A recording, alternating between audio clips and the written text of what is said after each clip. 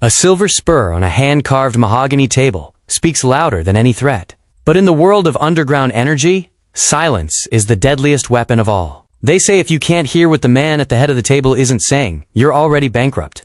In 2024, at Briar Hollow's most exclusive ranch resort, $1 billion of oil power sat in a suffocating quiet, waiting for a concession that didn't exist, while a terrifying misunderstanding ticked down like a pressure valve about to blow. The only thing standing between a bloodbath and a deal was a college dropout with a tray of neat bourbons who knew that some secrets aren't kept in vaults, they're buried in the rhythm of a dead dialect. This is the story of how a waitress didn't just translate for a boss, she became his voice. The air inside the Gilded Spur usually smelled of expensive leather and aged tobacco, but tonight it smelled like high-voltage panic. It was 9 p.m. on a Thursday in rural Texas. The Energy Summit was hitting its breaking point at the state's most guarded, members-only establishment. This wasn't a place where you discussed gasoline prices. It was a place where logistics kings made deals with sovereign wealth funds over plates of dry-aged Wagyu that cost more than a drilling rig. Elowen Price adjusted her braided hair, the silver turquoise at her ears catching the light as she polished a crystal tumbler. Her feet were aching. She was 24, a linguistics failure from Arizona who was currently invisible to the power players of Briar Hollow. She was just a pair of hands delivering obsidian-chilled water. "Table 4 is about to explode," whispered Jax, the floor lead, his face drained of color. "Vairex just spoke, and nobody knows if he just offered a merger or declared a war. The investors are reaching for their phones and their holsters." Elowen glanced toward the private terrace. 6 men sat there. 5 were slick-haired executives in $5,000 suits that felt too tight for the Texas heat. But they weren't the source of the static. The source was Callahan Vairex. He didn't look like a CEO. He looked like the desert itself, weathered, unyielding, and ancient. He sat in a tailored Western suit, his ice-blue eyes fixed on the lead investor. He had just uttered a sentence, low, guttural, and rhythmic. It sounded like the mountains meeting the scrub brush. "I don't follow, Mr. Vairex," the investor stammered, his hand trembling near his jacket pocket. Was that a no? Callahan didn't blink, he just stared. The room froze. The investors looked at their translators, but the young Ivy League grads looked helpless. "Translated." The lead investor barked at his team. "What did he say about the land?" The head translator looked terrified. I don't know, sir. It's not English. It's not even Navajo. It's something else." Elowen stepped forward, the crystal tumbler steady in her hand. She didn't look at the executives. She looked at Callahan. And in the voice of the wind through the canyons, she answered him. Chapter 1. The Gilded Spur did not look like a place where men died, but Elowen Price knew better. In Briar Hollow, death didn't always arrive with the crack of a Winchester. Sometimes it arrived in the silence between breaths, in the tightening of a jaw, or in a billion-dollar deal that curdled into a bloodbath before the main course was served. The air inside the private members-only ranch resort was thick, with the scent of mesquite smoke, aged bourbon, and the heavy, metallic tang of unearned confidence. Outside, the Texas twilight was bleeding into a deep, bruised purple, but inside the terrace dining room, the light was artificial and sharp. It glinted off the silverware and the sweat on the brows of the 5 executives sitting at table 4. These men, representatives of East Coast capital, were used to rooms where they held the remote control. Tonight, they were sitting across from a man who was the signal itself. Callahan Vairex sat at the head of the table, as still as a canyon wall. He was 63 inches of weathered leather and ice blue intent. He hadn't touched his Wagyu. He hadn't even unfolded his linen napkin. He just stared at the lead investor, a man named Henderson, who was currently vibrating with a frequency of pure terror. Elowen stood at the service station, her spine straight, her tray held with a deceptive lightness. To the room she was just a pair of hands in a black uniform. She was the invisible girl with the copper skin and the long, dark braid. But Elowen wasn't looking at the wine levels. She was listening. She was listening with the ears her grandfather had gifted her, the ones trained on the borderlands of Arizona, where language was a bridge or a barrier, depending on how much you were willing to risk. Henderson cleared his throat, his voice cracking. "Mr. Vairex, the drilling access on the northern ridge. We need a firm yes before the markets open. If you're not prepared to sign, our security contractors will have to reevaluate the perimeter. We can't have obstructions." At the word obstructions, Henderson's lead security detail, a man with a military-grade haircut and a hand resting visibly on his holstered sidearm, stepped forward. The temperature in the room dropped 10 degrees. Callahan Vairex leaned forward. He didn't raise his voice. He didn't need to. He spoke a sentence that was low, guttural, and jagged. To the executives it was noise. To the Ivy League translators sitting behind them, it was an undecipherable mess of vowels and clicks. I don't follow, Henderson stammered, his eyes darting toward his security man. Was that a threat? Are you threatening us? Translated. The security lead barked at the translator. What did he say? I can't, the translator whispered, his face pale. It's not standard dialect. I think it's gibberish. Elowen saw the security man's fingers twitch toward the latch on his holster. She saw Callahan's ice blue eyes narrow. A predatory calculation happening behind them. She knew that in 3 seconds, the gibberish would be answered with lead. She stepped forward. She didn't hurry. She moved with the slow, deliberate rhythm of the desert. She stopped at the edge of the table and set a crystal tumbler of water down in front of Callahan. The movement broke the static of the standoff. He didn't threaten you, Elowen said, her voice a calm, steady frequency that cut through the panic. The room went silent. Henderson looked at her as if she were a piece of furniture that had suddenly started to sing. What did you say, waitress? Elowen didn't look at him. She looked directly at Callahan Virex. She recognized the pattern now. It was a high mountain Appalachian lilt, the kind that survived in the deep hollows, but it was grafted onto Navajo trade slang, a code switcher's dialect, used by the men who moved oil and silver across tribal land 70 years ago. It was a language of shadows and deep roots. He said, Elowen continued, her gaze locked on Callahan's, that you are looking at the dust on the boots and missing the direction of the feet. He's not questioning the land rights. He's telling you that the security you've brought into this room is a violation of the hospitality he offered. He said if you touch that gun again, you're not just breaking a deal, you're breaking a bloodline. The security lead froze. Henderson's mouth hung open. Callahan Virex shifted. For the first time all night, he looked at her, not through her, not past her, but directly into her sharp gray eyes. He let out a breath that wasn't a sigh, but a release of pressure. He spoke again, a short, sharp phrase in the same layered rhythm. Who taught you to hear the wind before the rain? Elowen didn't hesitate. She answered him in the same dialect, her voice matching his guttural cadence. My grandfather said the loudest man in the room is usually hiding something. The quiet man is the one holding the map. Silence descended on table 4, heavier than the Texas heat. The executives looked from the waitress to the mystery man at the head of the table. The gibberish was no longer noise. It was a bridge. Callahan Virex let out a low, dry laugh. It sounded like stones rubbing together in a creek bed. He reached out and picked up the water Elowen had placed before him. He drank it, his eyes never leaving hers. The deal continues, Callahan said in perfect, unaccented English, his voice like gravel. He looked at Henderson.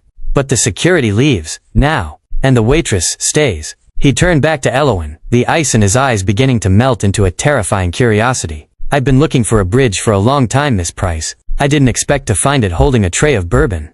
Elowen stood her ground, the crescent-shaped scar on her wrist, a hidden reminder of where she came from. She had prevented a firing, she had saved a deal, and she had just become the most powerful person in Briar Hollow. The code in the room had been broken, and for Elowen Price, the invisible life was over. The game of the secret touch had just begun. Chapter 2. The transition from invisible servant to the filter of Callahan Virex did not happen in a boardroom, but in the back of a moving black SUV as it cut through the jagged shadows of the Texas brush. Elowen sat in the plush leather seat, the tray of bourbon and the weight of the restaurant apron now a memory. Beside her, Callahan was a silhouette of granite, his eyes fixed on the passing sagebrush. He didn't speak for the first 20 miles. He didn't have to. The air between them was thick, with the residual charge of the confrontation at the Gilded Spur. The executives think you're a translator, Callahan finally said, his voice dropping into that low, gravelly register that forced the world to quiet down. They think I'm paying for a dictionary. They're wrong. He turned to look at her, the ice blue of his gaze scanning her face as if searching for a flaw in the map. I don't need someone to tell me what I'm saying. I need someone to tell me what they aren't saying. I need someone who can hear the hesitation in a man's breath before he lies about a mineral right. I need a filter, Elowen. Someone who strains the silt out of the water before it hits my ears. Elowen didn't flinch. She watched her own reflection in the window, a tall, lean girl with copper skin who had spent her life listening to the sounds of the borderlands. My grandfather didn't teach me words, Mr. Virex. He taught me frequencies. He taught me that when a man is lying, his syntax tightens. When he's afraid, his vowels shorten. You're not paying me for language. You're paying me for the truth. Callahan leaned back, a small, predatory tilt to his mouth. Then the first lesson is this. In this business, the truth is the most expensive commodity on the market. And from this moment on, you are the only one who handles the ledger. The SUV pulled into the limestone driveway of a private estate that looked more like a fortress than a ranch. Waiting for them was a woman with a measuring tape draped over her shoulders like a serpent. Her name was Elena, And she was the tailor for the elite, the woman who dressed the ghosts of the oil industry. She needs to disappear, Callahan commanded, gesturing toward Elowen. But I want her to be the only thing anyone looks at when she walks into a room. No more service black, no more invisibility. For the next 3 hours, Elowen was stripped of her anonymity. Elena moved with surgical precision, pinning and tucking fabrics that felt like liquid armor. This wasn't the high fashion of Manhattan or the stiff wool of the East Coast. This was Western tailoring. Structured, rugged, and lethal. They chose a structured silk wrap in the color of desert juniper, paired with trousers of reinforced midnight wool that moved with the fluid grace of a hunter. The silver turquoise earrings remained, a nod to her roots, but they were joined by a custom-tooled leather belt with a buckle of hammered iron. When Elowen finally stood before the floor-length mirror, the waitress from Briar Hollow was gone. In her place was a woman who looked like she owned the land she stood on. Her sharp gray eyes were framed by the dark, heavy braid that now sat like a crown against her shoulder. The crescent-shaped scar on her wrist was visible, a small silver mark of survival against the juniper silk. Callahan stepped into the room, his reflection appearing behind hers in the glass. He didn't offer a compliment. He offered a recognition. Now you look like the bridge you are. Tomorrow, we go to the Permian Basin. There's a man there who thinks he can speak over me because he has a louder voice. You're gonna show him that he doesn't even know the alphabet. Elowen adjusted the cuff of her new sleeve, the fabric feeling like a second skin. The prophet of crude had given her the tools, but she knew the leverage was hers alone. As she looked at the man who had pulled her out of the shadows, she realized that the hierarchy had already shifted. He had hired a filter, but what he didn't know was that a filter doesn't just clean the water. It decides what gets through and what gets discarded. The Empire was about to find out that Elowen Price wasn't just speaking the language. She was rewriting the laws of the land. Chapter 3. The hum of the desert was different in the Permian Basin. It wasn't the soft, shifting sound of wind against sand that Elowen had grown up with in Arizona. It was a heavy, industrial vibration that seemed to pulse from the bedrock itself. They were deep in a sector Callahan called the Dead Zone, a stretch of scrubland that had been picked over by the majors for 40 years and left for scavengers. But as the sun began to bake the roof of the mobile command unit, Elowen realized Callahan Virex wasn't a scavenger.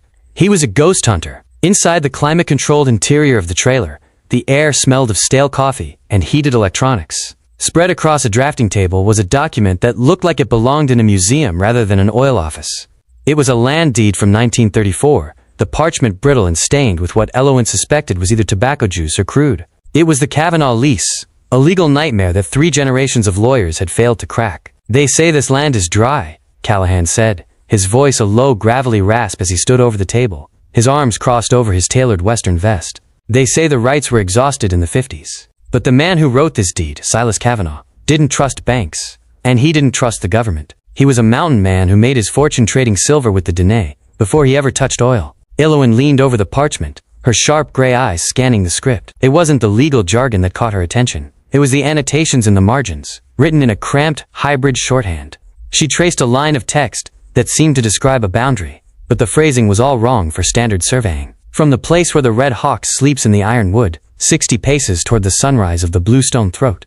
It's not a legal description, Elowen whispered, her fingers hovering just inches above the delicate paper. It's a trade slang map. He wasn't using transit and level. He was using the language of the Navajo trade routes. She closed her eyes, letting her grandfather's voice echo in her mind. He had taught her that in the old trade, ironwood didn't just mean a tree. It was a colloquialism for a specific type of hematite-rich rock formation that looked like petrified wood. And bluestone throat. That wasn't a geographical feature. It was a linguistic marker for a seasonal spring that ran with a high copper content. He wasn't marking the surface, Elowen said, her voice gaining a sudden sharp clarity. He was marking the fault lines. He used the dialect to hide the depth. She grabbed a pencil and a modern geological survey map, her hands moving with a rhythmic, clinical focus. She began to translate the old man's poetry into modern coordinates. As she worked, the pattern emerged. The major oil companies had drilled where the land looked easy, but Kavanaugh's ghost wells were tucked into a substratum that shouldn't have existed, according to the standard seismic data of the time. Callahan watched her, his ice-blue eyes unblinking. He didn't interrupt. He knew that what Elowen was doing wasn't just translation. It was a biological reset of the industry's history. She was finding the pulse in a body that everyone else had declared dead. There, Elowen said, her pencil tapping a spot on the map that sat directly beneath an old, abandoned cattle tank. He didn't exhaust the rights. He severed them. In this dialect, sunrise of the throat refers to the secondary pocket. He bled the top layer to satisfy the taxman and sealed the bottom with a clay tongue, a natural shale cap. Callahan leaned in, his broad shoulders casting a shadow over the map. He looked at the coordinates, then at Elowen. For the first time, she saw a flicker of something that wasn't just calculation in his gaze. It was genuine, raw admiration. The major players have been driving their rigs over $20 billion of light sweet crude for half a century because they couldn't read the handwriting of a mountain man, Callahan said, his voice dropping into a dangerous whisper. He straightened up, the authority returning to his frame like a physical weight. If we tap this, Elowen, we don't just win a contract. We rewrite the geography of the Permian. But the moment we move a rig into this sector, the Crestline Wolves will know.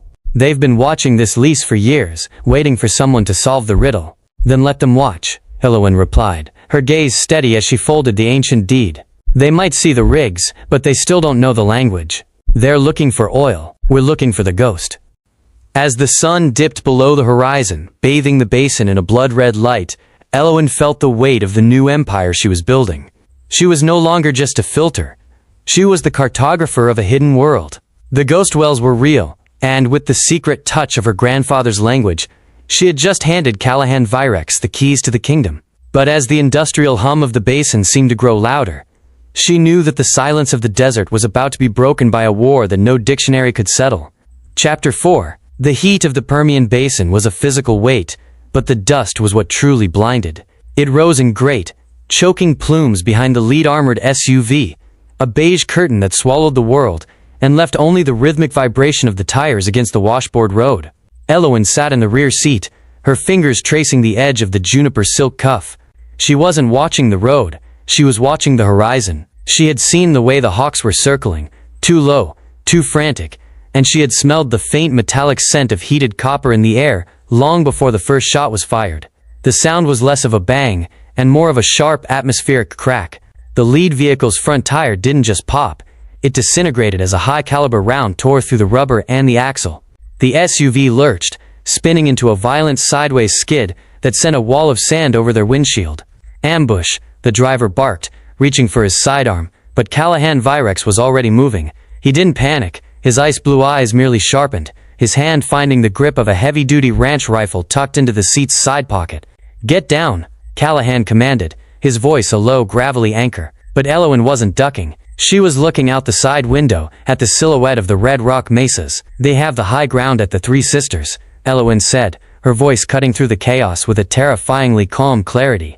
She pointed toward the jagged formations to the west. "If we stay on this road, we're in a kill box. The silt in the wash ahead is too deep for the armor. We'll be sitting ducks."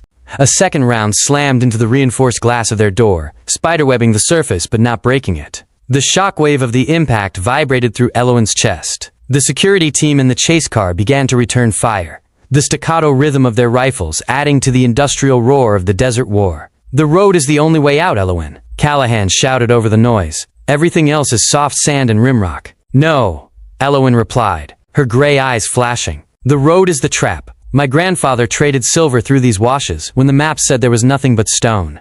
There is a limestone shelf 300 yards to the north. It's a silver tongue, a natural bridge hidden by the sagebrush. It leads to the old Navajo sheep-herding tunnels." Callahan looked at her, his jaw set. He had spent his life trusting machines and mercenaries, but the look in Elowen's eyes was older than both. It was the look of the land itself. "Do it," Callahan told the driver. "Follow her lead." The driver hesitated for a split second before wrenching the wheel to the right. The SUV roared, its engine screaming as it chewed through the soft perimeter sand. The vehicle tilted dangerously, the tires spinning for grip, until suddenly, the ground turned hard. They hit the limestone shelf, a flat, pale vein of rock, hidden beneath an inch of dust. They were no longer kicking up a plume. To the snipers on the mesas, the target had simply vanished into the brush. "Left at the lightning-scarred cedar," Elowen commanded. She wasn't using a GPS, she was using the linguistic landmarks of the trade. In the old dialect, Silver Tongue referred to the mineral-hard path that never washed away, and the scarred cedar was a generational marker for a hidden entrance. The SUV dove into a narrow ravine, the red rock walls closing in until the mirrors were inches from the stone. The light disappeared as they entered a natural tunnel, the air suddenly turning 10 degrees cooler and smelling of damp earth and ancient minerals. The sounds of gunfire and engines faded into a heavy, echoing silence. The driver killed the lights, and for a moment they sat in a darkness so thick it felt like velvet. Elowen could hear the rhythmic ticking of the cooling engine, and the steady, unhurried breath of Callahan Virex beside her. "They won't follow us here," Elowen whispered. "They think this is a dead end. In their language, a canyon is a wall. In mine it's a hallway." Callahan reached out in the dark, his hand finding hers. His grip was rough and weathered, but his touch was surprisingly gentle. He didn't say thank you. He didn't have to. The way his pulse beat against her palm told her everything. He had seen the waitress become the navigator. "Sand and silver," Callahan murmured, his voice echoing off the limestone walls. "You didn't just save my life, Elowen. You showed me that I've been blind to my own kingdom." Outside, the Crestline mercenaries were scouring the road, looking for a ghost that had walked through a wall. But deep in the cool silence of the earth, Elowen Price sat in the dark, her gray eyes seeing through the shadows. She had used the geography of her ancestors to rewrite the rules of the engagement. The transport was safe, the boss was alive, and the filter had just proven that the most powerful weapon in the desert wasn't a rifle. It was the knowledge of where the stone ended and the story began. Chapter 5. The silence inside the underground limestone chamber was thick, damp, and tasted of ancient dust. Outside, the Permian sun was likely scouring the desert floor, but here, the air was a cool static weight. Callahan Virex stood by the hood of the idling SUV, his silhouette a jagged tear against the dim glow of the interior dome light. He looked like a man who had emerged from the earth itself, weathered and unyielding. Elowen leaned against the cool stone wall of the tunnel, her juniper silk sleeve stained with a streak of red Permian clay.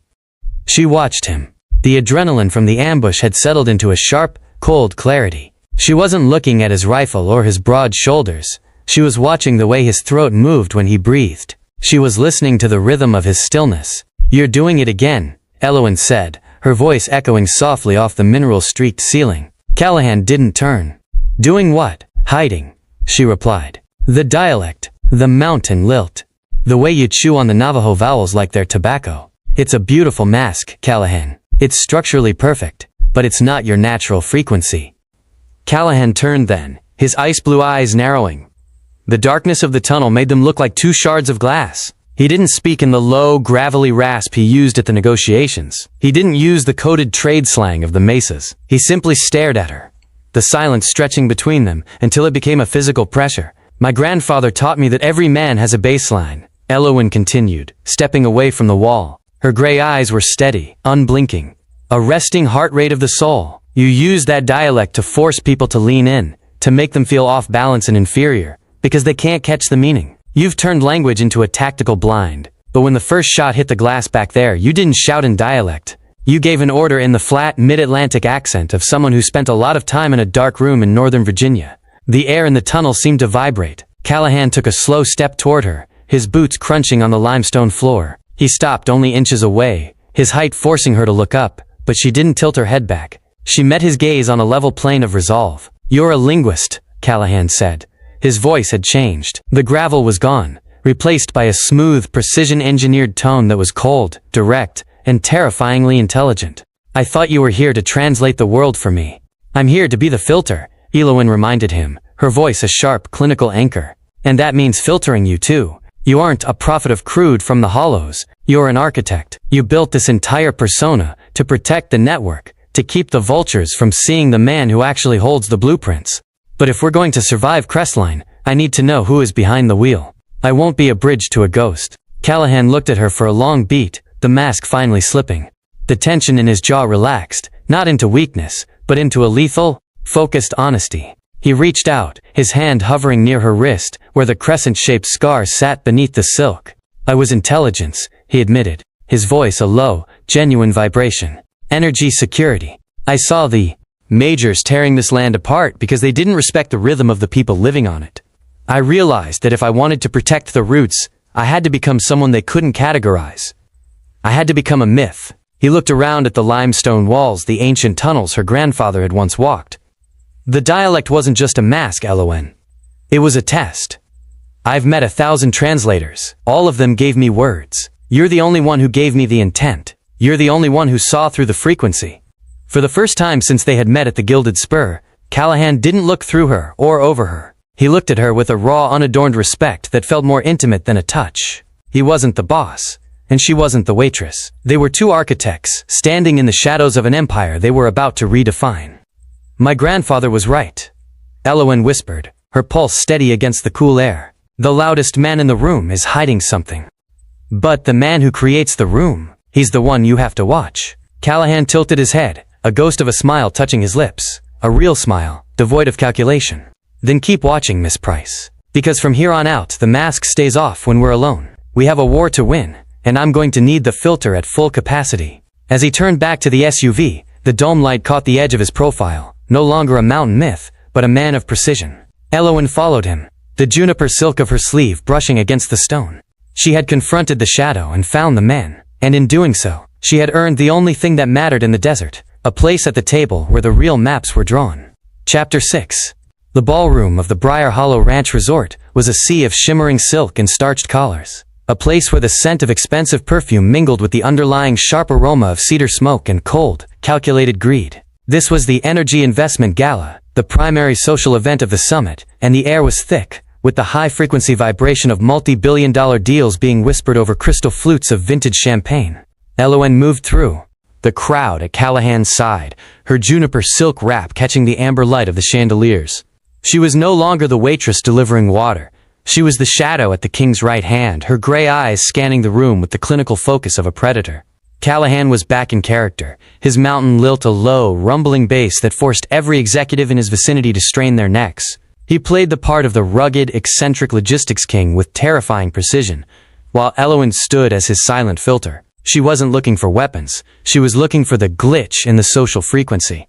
She had spent the night analyzing the syntax of the room, listening to the way the Crestline Energy Board members leaned into their vowels when they spoke to Darien's rivals. They were standing near a towering ice sculpture of a drilling rig when Sterling Vance, the chief operating officer of Crestline, approached. Vance was a man of polished edges, 2 white teeth, a suit that cost more than a mid-sized sedan, and eyes that moved with the rapid, shallow rhythm of a habitual liar. "Mr. Virex," Vance said, his voice smooth as synthetic oil. "A remarkable evening. I hear the Kavanaugh lease is proving more elusive than you anticipated. It's a shame to see such potential tied up in archaic paperwork." Callahan tilted his head, his ice blue eyes narrowing as he let out a low, gravelly hum.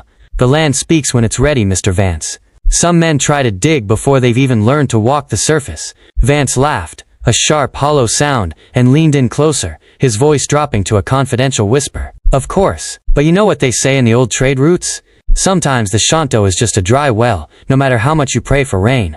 Elowen felt the atmospheric pressure in her chest change instantly. The room seemed to grow quiet, the background chatter fading into a dull roar. Vance had used the word Shanto, a term derived from Navajo trade slang that referred to sunlight on the water, or, in the oil context, a surface-level seep that indicated a deeper reservoir. But he had mangled the tonality. He had pronounced the O with a hard, flat edge, the way an outsider would read it off a stolen phonetic script. In the specific Appalachian Navajo blend her grandfather taught her, that mispronunciation turned the word from a sign of wealth into a specific code for poisoned water, a term used to describe a deliberate sabotage of a well to devalue a lease. She didn't react outwardly, but her mind began to map the implications with lightning speed. Vance hadn't just used a word, he had revealed his source. He was working off the same internal memos she had decoded from the ghost wells, but he didn't have the linguistic key to understand the warnings. He was the one who had been authorizing the micro-sabotage on the transport routes to force Callahan into a corner. "Excuse me, Mr. Vance," Elowen said, her voice a calm, steady anchor that sliced through his confidence. "The Shanto isn't the well. It's the reflection of the hunter in the water. My grandfather always said that if you don't know the difference between the sun and the seep, you're the one who ends up thirsty." Vance's smile faltered, a micro-tremor appearing at the corner of his left eye. He looked at Elowen, seeing her clearly for the first time, not as an accessory, but as a threat. He realized he had tripped over a linguistic wire he didn't even know was there. "I'm sure I don't know what you mean, Miss Price," Vance replied, his syntax tightening, his breath hitching by a fraction of a second. "I think you do," Elowen said, her gray eyes locking onto his. "I think you've been reading my family's maps with a broken dictionary." Callahan didn't move, but the air around him turned lethal. He recognized the shift in Elowen's frequency. He knew the filter had caught the silt. Without a word, he placed a hand on Elowen's shoulder, a gesture of absolute alignment. "The gala is over for us, Vance," Callahan said, his voice dropping the mountain mask for a split second, revealing the cold steel of the architect beneath. "Enjoy the ice. It's the only thing in this room that's gonna stay solid for you." As they walked away, leaving Vance standing in the glare of the chandeliers, Elowen felt the weight of the realization. The saboteur wasn't a shadow in the desert. He was a man in a tuxedo with a poisoned lease in his pocket. She had decoded the man through his mistake, proving that in the world of the high-stakes summit, the deadliest weapon wasn't a gun or a contract. It was a single mispronounced word. The war for the Ghostwells had just moved from the sand to the boardroom, and Elowen Price was the only one who knew the true cost of the conversation. Chapter 7. The sky over the Permian Basin didn't just turn dark. It turned an apocalyptic shade of ochre, a wall of suspended grit and static electricity that swallowed the sun in a matter of seconds. A haboob, a massive rolling dust storm, had swept in from the west, turning the world into a zero-visibility nightmare of howling wind and stinging sand. Inside the reinforced cabin of the SUV, the sound was like being trapped inside a giant sheet of sandpaper. Callahan Virex gripped the steering wheel, his knuckles white against the leather. The vehicle rocked violently as a 70-mile-per-hour gust slammed into its side. They were off-road, somewhere between the limestone shelf and the primary pumping station, but the landmarks had vanished. The GPS was a flickering screen of errors, the atmospheric interference from the dust's static charge, wreaking havoc on the satellite uplink. "We're blind, Elowen," Callahan rasped, his voice dropping into that deep, centered frequency he used when the stakes were terminal. And we aren't alone. He was right. On the thermal imaging dash, 2 signatures were ghosting behind them, heavy-duty trucks, likely the Crestline mercenaries Vance had dispatched after the gala. They were closing in, using the storm as a shroud. Elowen reached for the radio handset, but the speaker only emitted a jagged scream of white noise. "The frequency is compromised," Elowen said, her gray eyes reflecting the amber chaos outside. She adjusted the dials, her ears tuning into the rhythm of the static. "Vance's team is sitting on our primary and secondary channels. If we transmit in English, or even standard encrypted digital, they'll triangulate us in seconds.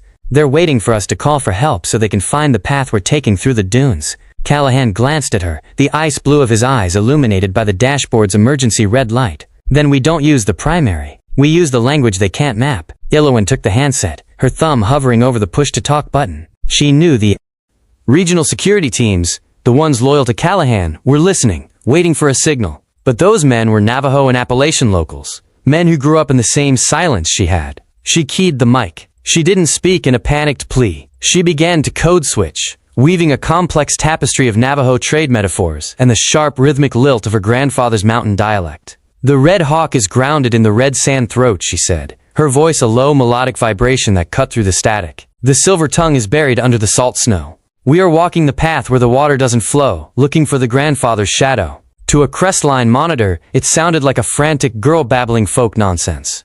But to the men stationed at the perimeter, the red sand throat was a specific canyon gap. The silver tongue was the limestone shelf they had used before, and the grandfather's shadow was a code for the ancient sheep-herding tunnels that ran beneath the basin floor. "Again," Callahan urged, his eyes fixed on the thermal signatures.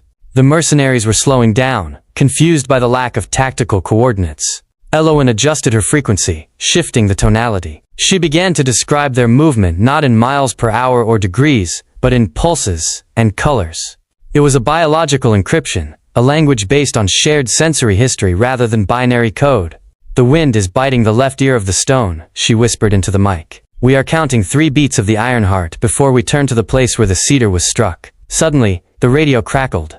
A voice came back, not in English, but in a short, guttural burst of the same dialect. "The shadow is open. The hawk can land. They've got us," Elowen breathed. "Hold on," Callahan commanded. He wrenched the wheel, diving the SUV into a literal wall of sand. The vehicle tilted, the tires screaming as they fought for purchase on the shifting dunes. The thermal signatures of the mercenaries surged forward, thinking they had cornered them, but the SUV suddenly dropped. They had found the entrance to the secondary tunnel system, a hidden descent masked by the very dust storm that sought to kill them. As the vehicle slid into the dark, cool mouth of the earth, the roar of the haboob was replaced by the heavy, pressurized silence of the limestone. Callahan killed the engine. The only light was the fading amber glow from the tunnel entrance above, quickly being buried by the sand. He turned to Elowen, his hand reaching out to brush a stray grain of dust from her cheek. "You did it," he said, his voice stripped of the mask, echoing with a raw, unshielded pride. "You spoke right through their technology. You used the one thing Vance will never understand, the fact that a community is harder to break than an encryption." Elowen leaned back against the headrest, her pulse finally slowing from the frantic rhythm of the chase. She looked at the radio handset in her lap. She had used her language as a shield, a map, and a weapon. In the heart of the desert kill box, the filter hadn't just cleaned the signal. She had become the signal itself. "The storm will pass," Elowen whispered, her gray eyes finding his in the dark. "But the way we talk to each other, that's changed for good." Callahan didn't answer with words. He simply nodded, the silence between them now filled with a shared understanding that was louder than any shout. They were safe for now, buried in the ribs of the earth, waiting for the wind to die down so they could finish the war she had just redefined. Chapter 8. The silence within the limestone sanctuary was absolute, a heavy, cool weight that pressed against the skin. Above them, the haboob continued to scour the Texas earth, but here, deep in the ribs of the basin, the world felt as though it had stopped breathing. Callahan sat on the hood of the SUV, his ice-blue eyes fixed on the entrance they had just sealed with a manual rockfall. He looked tired, the mask of the logistics king discarded in the dark, leaving only the sharp, weary edges of the men who had seen too much. Elowen didn't rest. She carried a heavy leather tube she had pulled from a hidden compartment in the tunnel wall, a cache her grandfather had told her about in riddles when she was a child. Her fingers, steady despite the adrenaline still humming in her veins, unrolled the contents onto the hood of the car. It wasn't a single map, but a series of vellum overlays, brittle with age and smelling of cedar and oxidized ink. "These aren't just topographical markers," Elowen whispered, her voice a low vibration that seemed to wake the stones. She adjusted her portable light, the beam cutting through the gloom to illuminate the intricate hand-drawn lines. "Look at the way the routes are layered. They don't follow the survey lines of the 30s. They follow the seismic fractures." Callahan leaned in, his broad shoulders casting a shadow over the vellum. "I've seen every geological survey of the Permian, Elowen. None of them show these secondary veins. If these routes exist, they're the holy grail of logistics, a way to move crude from the basin to the coast without touching a single public road or regulated pipeline." Elowen didn't answer. She was looking at the bottom right corner of the primary map. There, stamped in a faded violet ink that had bled into the fibers of the vellum, was a seal she recognized from the back of her mother's old Bible. It was a stylized hawk, its wings composed of Navajo geometric patterns, encircling a single name, Price. But it wasn't just the name. Beneath the seal, written in the same cramped hybrid shorthand she had seen on the Kavanaugh lease, was a signature that made her breath hitch. Elias Price, the bridge. "My grandfather didn't just mediate for the oil companies," Elowen said, her gray eyes wide with the shock of realization. "He owned the easement. He was the one who negotiated the original Navajo trade treaties that gave birth to this entire network. He didn't just have the map, Callahan. He was the map." She traced a line of text written in the Appalachian Navajo dialect they had been using. "The blood of the earth belongs to the one who hears the stone. To my kin, who holds the key when the sky turns to sand." Elowen felt a phantom pressure on her wrist, right where the crescent-shaped scar sat. She realized now that the scar wasn't from an accident. Her grandfather had branded her with a physical coordinate, a tactile key that corresponded to the relief map carvings on the tunnel walls. She wasn't just a translator or a filter. She was the legal and biological heir to the very ground Callahan was trying to save. Callahan stood up, his ice-blue eyes burning with a new, dangerous clarity. He looked at the... Callahan parked the SUV 50 yards from the main valves, the engine clicking as it cooled. Ahead, a line of black tactical vehicles belonging to Crestline Energy formed a jagged semicircle. Sterling Vance stood in the center, his tailored suit a sharp contrast to the grid of the desert floor. He was flanked by 12 mercenaries, their rifles held in a low-ready position. The Commission of the Oil World, the silent investors who funded both sides of the war, sat inside a nearby armored transport, watching through tinted glass. "You're out of time, Callahan," Vance's voice projected over the industrial roar, amplified by a megaphone.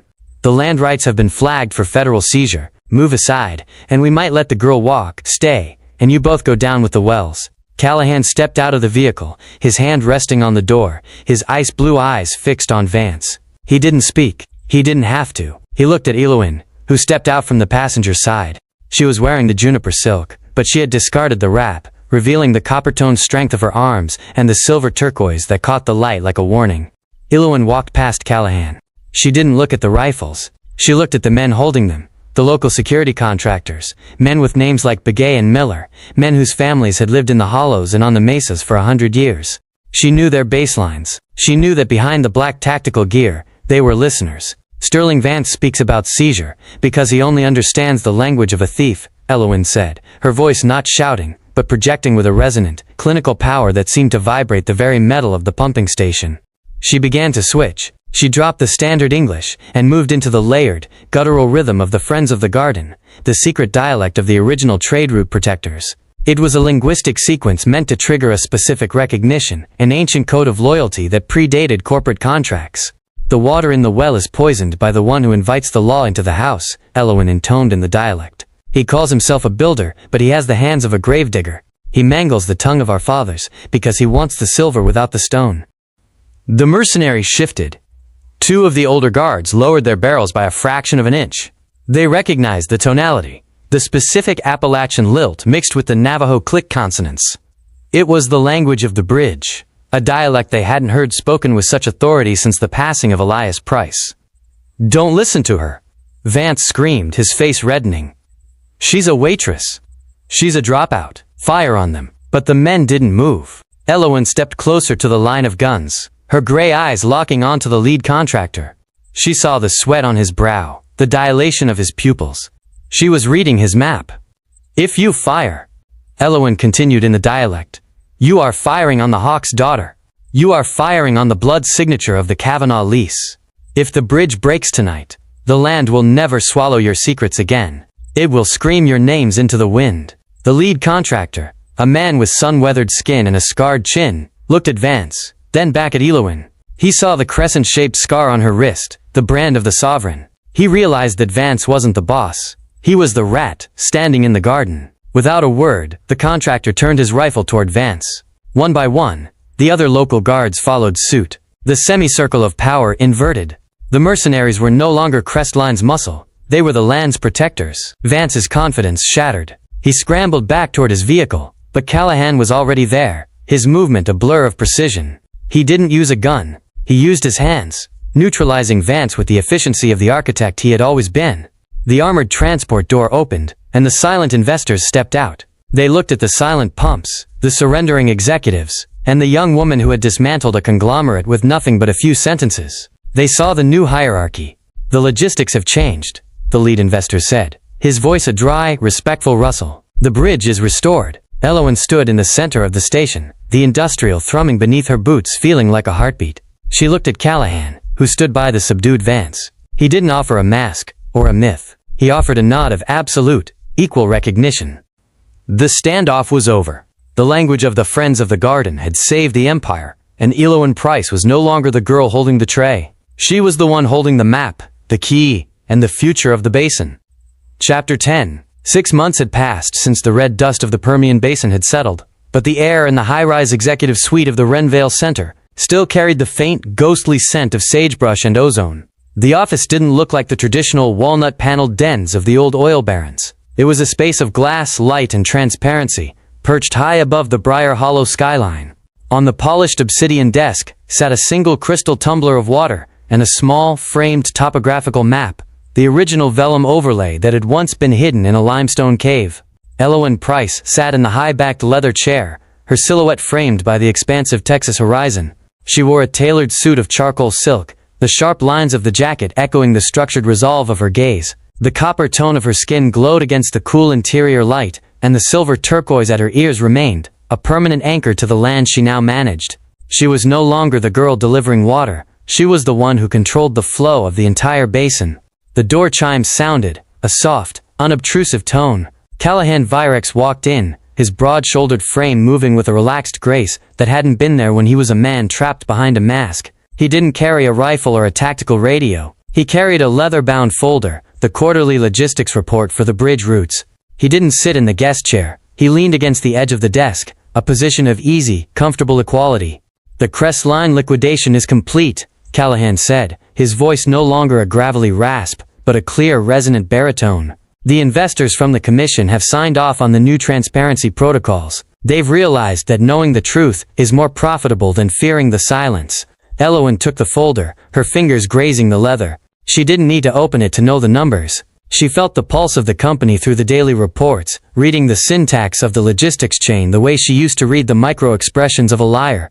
Under her leadership, the transport routes weren't just efficient, they were ethical.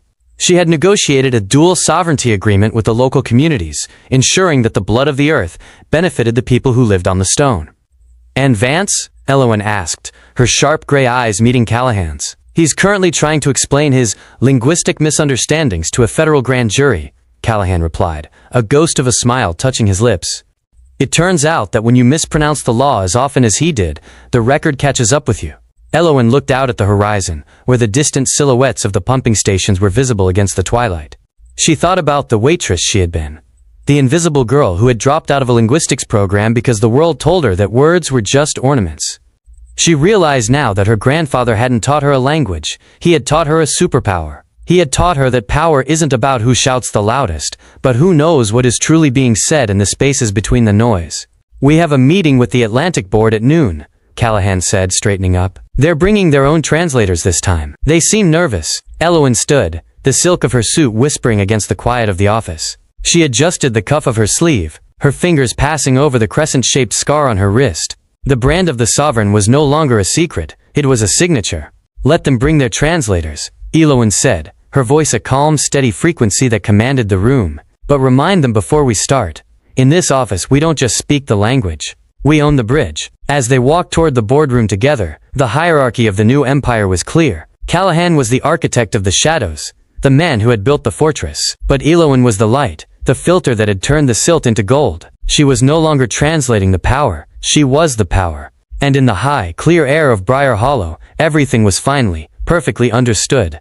Chapter 11. The negotiation did not take place in the sterile, glass-walled heights of Briar Hollow, but in the deep, echoing shade of the Red Cedar Canyon, where the air was scented with ancient dust and the sweet, resinous tang of sun-baked juniper. This was sovereign land, a place where the jurisdiction of federal surveyors and corporate lawyers dissolved into the red earth. Callahan Virex stood by the edge of a dry wash, his posture relaxed, his ice-blue eyes reflecting the vast, open sky. Beside him, Elowen was a vision of intentional power, her charcoal silk replaced by a structured vest of deer hide and a woven wrap that honored the heritage she carried in her marrow. Waiting for them were the elders of the council, 3 men and 2 women whose faces were etched with the lines of the desert itself. They didn't sit at a mahogany table, they sat on woven rugs around a small ritual fire. They weren't interested in the digital spreadsheets or the mineral projections Callahan's team had prepared.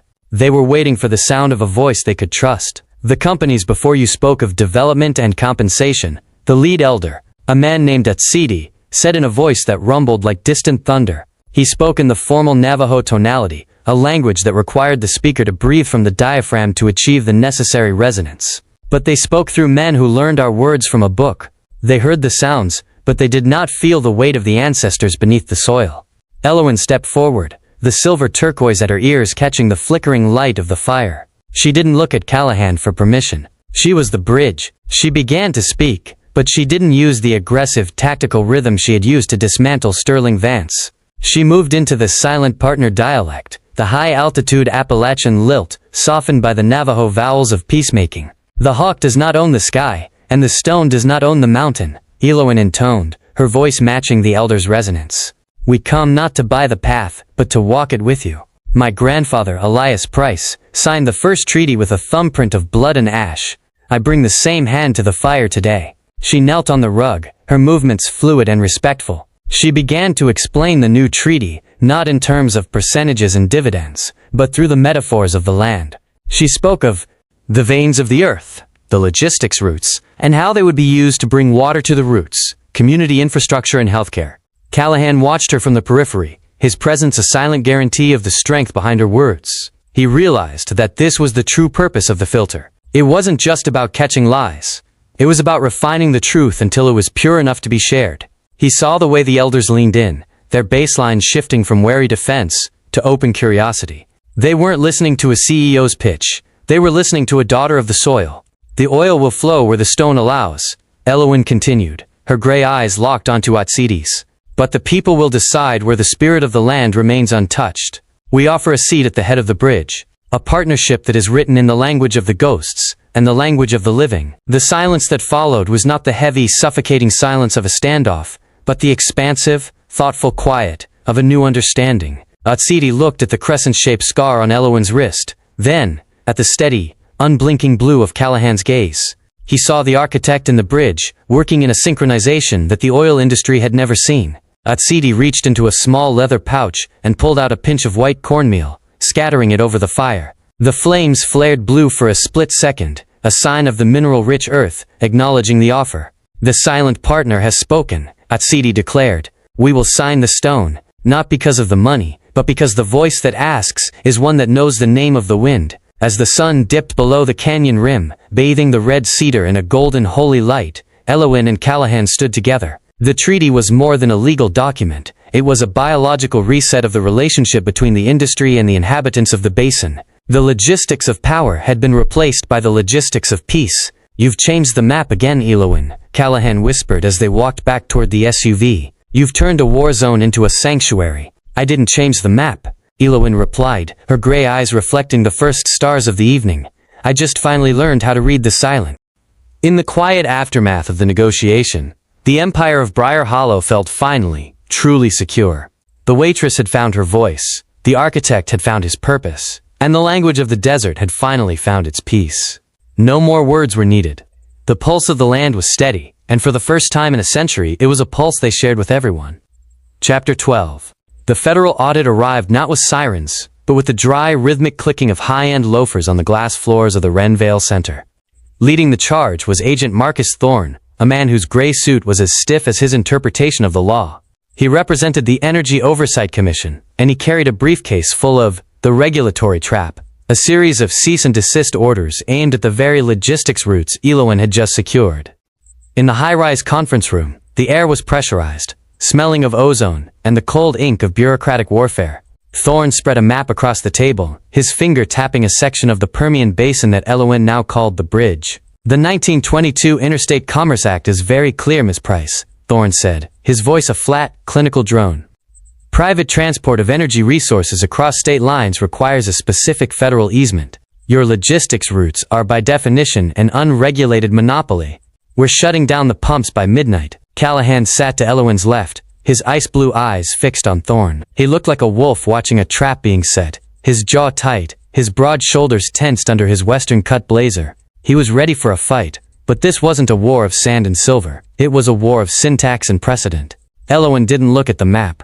She was looking at the original 1920s legislative text Thorne had brought as his primary weapon. She leaned forward, her gray eyes scanning the archaic language with the same rhythmic focus she used to decode the Navajo trade slang. She wasn't looking for the rules. She was looking for the silence and the law. "You're citing the 1922 Act, Agent Thorne," Elowin said, her voice a calm, steady frequency that cut through the tension. "But you're reading the 1950s amendment's definition of transportation. If you go back to the original text, specifically Section 4, Paragraph B, the language changes.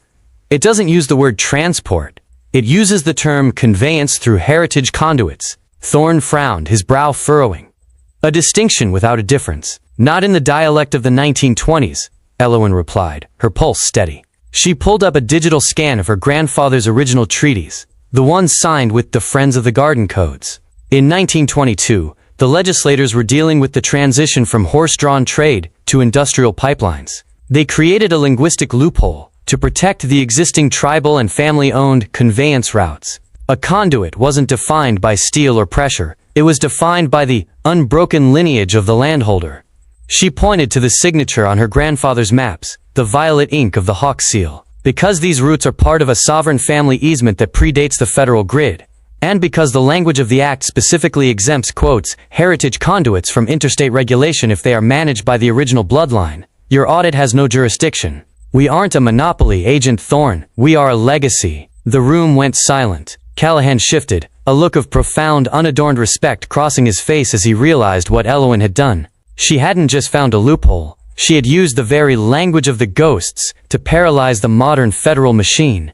Thorne reached for the document, his fingers trembling by a fraction of a millimeter. A tell Elowin caught instantly. He read the paragraph again, his eyes darting back and forth as he realized the linguistic trap had snapped shut on him instead. The 1920s legislators had been mountain men and landowners who valued secrecy over standardization, and their specific choice of words had just saved the empire. The law doesn't care about your intent, Thorne, Callahan said, his voice dropping into that low, dangerous register. It cares about the text.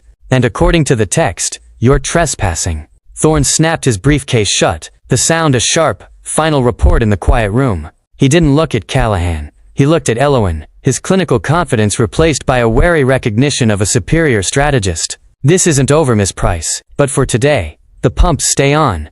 As the auditors retreated, their heels clicking toward the elevator, Elowen leaned back in her chair. The juniper silk of her sleeve felt cool against her skin. She had used her linguistics degree to dismantle a federal sting, proving that the most powerful weapon in any century isn't the law. It's the person who knows how to read the fine print of history. You're the architect of the law now, too, Callahan whispered, his hand finding hers on the table. I'm just the one who listens to what the dead men wrote, Elowen replied, her gray eyes finding the horizon. The regulatory trap had been broken, and the bridge was stronger than ever. In the world of Briar Hollow, the loudest voice in the room was still the one that knew when to speak, and when to let the history of the land do the talking.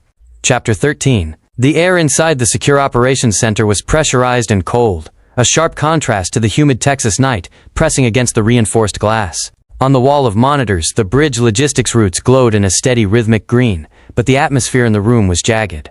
Callahan's top general, a man named Garrett Voss, a veteran of the private security world with a face like cracked granite, stood by the main console. He had been Callahan's shadow for a decade, the man who handled the wet work that the architects and filters wouldn't touch. Elowen sat at the peripheral station, her fingers barely touching the glass of her tablet. She wasn't watching the security feeds. She was listening to Voss. For the last hour, as they prepared for the final transition of the land rights, Voss's syntax had been shifting. It was subtle, a micro-variation in his word choice, a slight acceleration of his consonants. But to Elowen's trained ears, it was the sound of a structural failure. The perimeter is secure, Callahan, Voss said, his voice a low, disciplined rumble. But we should move the primary encryption keys to the offshore server now, before the morning audit. It's the only way to ensure the legacy is protected from the commission. Callahan stood by the window, his back to the room, his ice-blue eyes fixed on the distant lights of the pumping stations. You think the commission is still the threat, Garrett? I think the only threat is hesitation, Voss replied. He turned toward the console, his movements efficient and practiced. But Elowen caught it, the way he dropped the honorifics he usually used with Callahan, and the way his sentences had become shorter, more declarative. He was no longer speaking like a subordinate. He was speaking like a successor. Wait, Elowen said, her voice a calm, clinical anchor that sliced through the humming electronics. Voss didn't look at her. Not now, Miss Price. We're on a clock. You've used the word legacy 4 times in the last 10 minutes, Garrett, Elowen continued, standing up slowly. Her gray eyes were sharp, unblinking. In every other briefing for the last 6 months, you've used the word infrastructure. And you've started using the passive voice when describing the security protocols. The keys will be moved, instead of, I will move the keys. You're distancing yourself from the action, Garrett. You're already writing the report for the people you're really working for. Voss froze, his hand hovering over the data entry pad. The silence in the room became a vacuum. Callahan didn't turn around, but his shoulders tightened, a predatory stillness taking over his frame. You're overanalyzing a tired man's grammar, waitress, Voss said, his voice dropping into a dangerous, flat frequency. No, Elowen replied, stepping into the center of the room. I'm reading the frequency of a betrayal. You haven't looked Callahan in the eye since we entered this room. Your heart rate is elevated.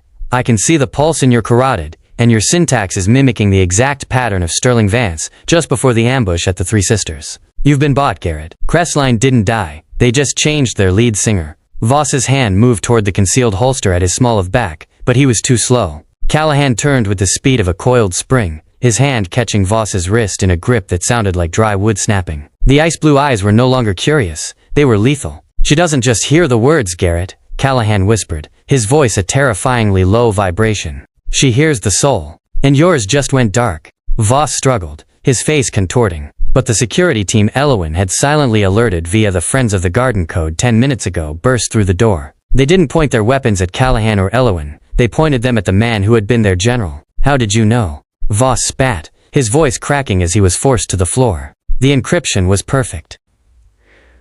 The encryption was, Elowen said, looking down at him with a steady, clinical gaze. But your biology wasn't. You can hide a file, Garrett, but you can't hide the way your brain reorganizes language when you're preparing to kill a friend. You spoke like a ghost before you even did the deed. As the guards led Voss away, the operations center returned to its rhythmic, industrial hum.